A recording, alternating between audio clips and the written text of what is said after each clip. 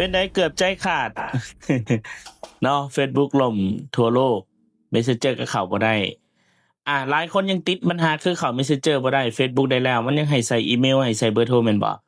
วิธีที่1ถอนติดตั้งใหม่ วิธีที่2ก็คือ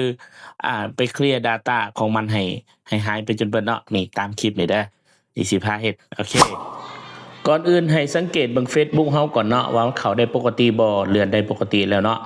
หลังจากนั้นเฮาก็จะค่อยกลับมาเบิ่ง Messenger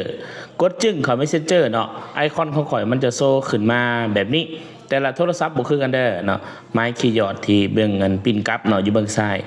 กดเข้าไปมันจะมีคำว่าล้างลบล้างข้อมูลอยู่เบิ่งขวาด้านหลุมเนาะหลังจากนั้นเฮาก็ล้างข้อมูลทั้งหมดนี้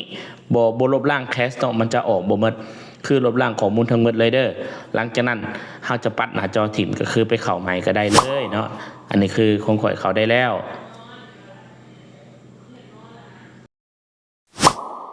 ไผเฮ็ดได้แล้วคอมเมนต์บอกหน่อยเด้อถอนติดตั้งใหม่กลับไปเคลียร์ data ทั้งหมดเนาะหรือว่าไปเคลียร์แคชทั้งหมดออกเนาะย้ำว่าเคลียร์ให้หมดเด้อ